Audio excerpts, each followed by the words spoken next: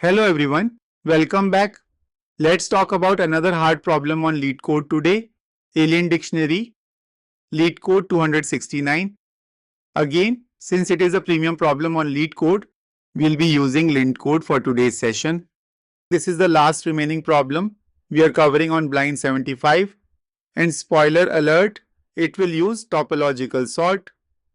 Now, let's dive into the problem. Imagine we've intercepted a secret message from an alien civilization which uses the Latin alphabet. However, the order among letters is unknown to us.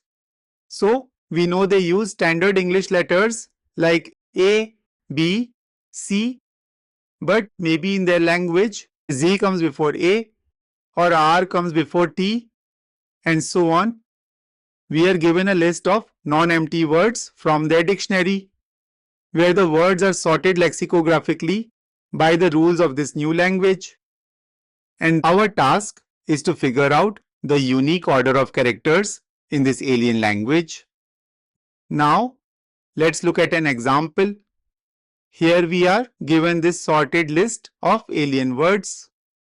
Just like in English, where apple comes before banana, because A is before B, here WRT comes before WRF because of a similar rule in the alien language.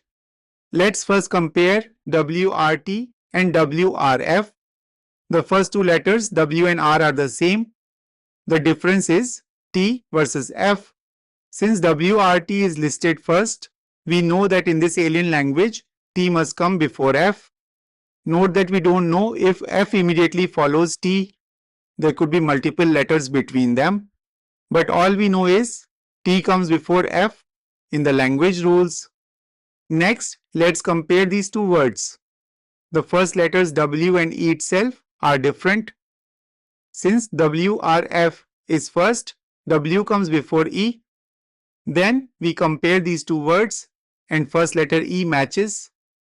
The next letters are R and T. So R comes before T. Finally, we compare these two words. First letters are E and R. So E comes before R. And now, looking at the relationships we just found, we can see that the order starts with W, then E, R, T and F. Hence, we return these letters as string in this order. Now, this was an easy example, but there can be many variations in the input list of words. One such case is when there are multiple valid orders. On LeetCode, we can return any of them. But here on LintCode, they ask us to return the smallest in normal lexicographical order, that is, in the order of letters in the standard English language. Like if we have two possible outputs, XYZ or XZY, then we should return XYZ. We will first implement it for LeetCode and then tweak it for the LintCode requirements. Another case is when we have an invalid dictionary. For example, if we also had a word like RW at the end, then comparing these two words tells us that F comes before W. This would create a cycle because we already established that W comes before F indirectly. Since we can't have an order with a cycle, we should return an empty string.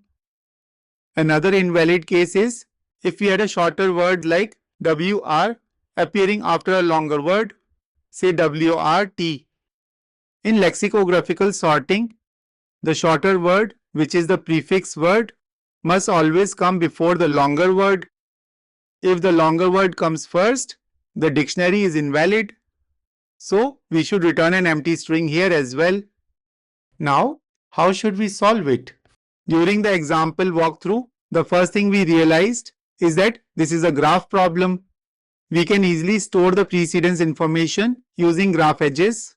So, every time we find a differing character between two adjacent words, we build a directed edge between those two letter nodes. We also need to handle an edge case. If a prefix appears after the longer word, like apple before app, that's an invalid dictionary and we return an empty string.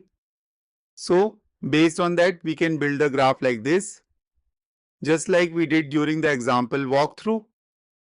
Note that for this problem, we don't just want any graph. We need a directed acyclic graph or DAG. Just like in course schedule problem, we need to ensure that there are no cycles. If there is one, a valid order is impossible, and this problem goes one level higher. The goal is to find an order of letters based on dependencies, and this is exactly what topological sort is designed for.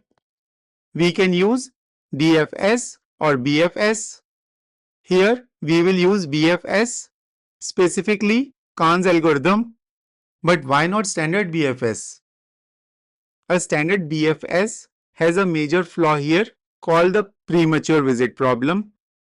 Imagine we have two dependencies, A and B, both of which come before C. In a standard BFS, starting at A, we would visit A and then immediately jump to C. But this is a mistake. We place C in our result before visiting B, violating the rule that B must also come before C. This is where Kahn's algorithm comes in. It uses the concept of in-degree to solve this. The in-degree of a node is simply the count of incoming edges or prerequisites. If a character has an in-degree of 3, it means 3 other letters must be processed before it. In our example, where A and B point to C, C starts with an in-degree of 2. Now, when we process A and then go to C, we don't process it yet. We simply decrement its in-degree to 1. Think of the in-degree as a lock. The lock only opens when the in-degree drops to 0. Only after we finally process B does C's lock open, making it safe to add to our result. So, in parallel to building the graph, we build the in-degree map, where key is the character or node and value is the incoming degree. For this graph, W has 0 incoming edges, while the rest of the nodes have exactly 1 incoming edge each. Now, just by looking at the in-degree map, we know that we should start the BFS from node W. Why? Because that is the node that has the least or no dependency. In BFS, we use a queue, so we add W to our queue. If multiple nodes have 0 in degree, we could start with any of them, which is one of the reasons why multiple valid orders can exist. Now, we start the BFS by dequeuing W and adding it to our result. Then, we go to its neighbor E and reduce its in degree from 1 to 0. And since the in degree has now dropped to 0, we can safely process it and hence we add it to the queue. Next, we dequeue E and append it to the result. Its neighbor R sees its in degree drop to 0, so we add R to the queue. Then, we dequeue the next element from the queue, which is R this time, and add it to the result. Its neighbor T now has an in degree of 0, so we add T. After that, we dequeue T and append it to the answer. Its neighbor F reaches an in degree of 0, so we add F to the queue. Finally, we dequeue F as well and add it to the result. It has no neighbors. Now, since the queue is empty, the BFS stops and our result is following. But how does Kahn's algorithm detect cycles? For example, let's say we had another word red at the end of our list. When comparing these two words, we see R matches, but the next characters are F and E. Since RFTT is listed first, F must come before E. But we already know that E comes before R before T, and T before F. This creates a cycle, E to R to T to F and back to E. Based on this graph, the in degree map changes as node E now has 2 incoming edges. Let's see what happens to our BFS. Again, since W has 0 in degree, we start with W in the queue and start the BFS by dequeuing W and adding it to the possible result. Its neighbor E has its in degree reduced by 1, This in degree of 1 means it's still waiting for another incoming edge to be processed, which visually we can see is the edge coming from node F. So E waits for F waits for T waits for R waits for E. Everyone is locked. So long story short, since the in degree of E is not 0, E is not added to the queue and the queue becomes empty. The algorithm stops. But how do we know for sure that there is a cycle? Simple. Our result string only contains one character, which is W, but we have 5 unique characters in total. So we know we haven't visited every node. In Kahn's algorithm, if the result length is less than the total number of unique nodes, it confirms that a circular dependency exists. So we return an empty string. The time complexity of this approach is O of L, where L is the total number of characters across all words. We iterate the word list once to build the graph, which takes O of L. The topological sort then takes O of V plus E, where V is the number of unique characters and E is the number of edges. Since the alphabet size is fixed at 26, O of V plus E is constant, making the overall time complexity linear relative to the total number of characters, and the space complexity is O of V plus E, which is essentially O of 1. We store the graph in an adjacency list and track in degrees for each unique character. Since V is capped at 26 and E is at most V squared, the space used does not grow with the input size L. Now, let's walk through the implementation with Java on the left and Python on the right. First, we initialize our graph using a map for the adjacency list and another map to track in degrees. We ensure every unique character from the input is present in these maps, initializing their in degrees to 0 and their adjacency lists to empty collections.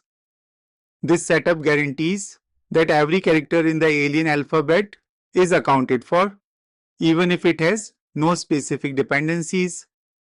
Next, we build the graph by comparing adjacent words. Before checking character order, we handle a critical edge case. If a word is a shorter prefix of the one before it, like apple followed by app, the dictionary is logically invalid and we return an empty string immediately. For all other cases, we run a loop through the characters and find the first index where they differ. This single difference defines the relative order between those two letters. We add a directed edge from the first character to the second and increment the second characters in degree. Crucially, we only add the edge if it doesn't already exist. This prevents us from double counting dependencies, which would keep characters locked and break our topological sort. We also break the loop here because subsequent characters in these two words don't provide any extra ordering information. Now we execute Kahn's algorithm, which is a modified BFS algorithm. So we initialize a queue and add all characters with an in degree of 0 to 8 as those are characters with no prerequisites. Let's also initialize a result container like a string builder in Java or a list in Python to store all characters we process during the BFS. Now, as we process the queue, we dequeue each character and append it to our answer. We then iterate through its neighbors, decrementing their in degree by 1. If a neighbor's in degree hits 0, it means all its dependencies are met, so we add it to the queue. Finally, we perform a validation check. If our result string contains fewer characters than the actual unique characters we started with, it means a circular dependency was detected and we return an empty string. Otherwise, we return the result string containing the valid alphabetical order. Now, let's work on the follow-up, which is to return the lexicographically smallest order result when multiple valid answers exist. To achieve that, we make a small but powerful change to our BFS stage. We replace our standard queue with a priority-based structure, which is min heap here, as we want to pick the lexicographically smallest character. We can use a priority queue in Java and a heap queue min heap in Python. The core logic of Kahn's algorithm stays exactly the same, but our processing order is now more disciplined. Whenever multiple characters are ready to be processed, meaning they all have an in degree of 0, the priority queue acts as a tiebreaker. It will always extract the character that is alphabetically smallest first, resulting in the lexicographically smallest possible result.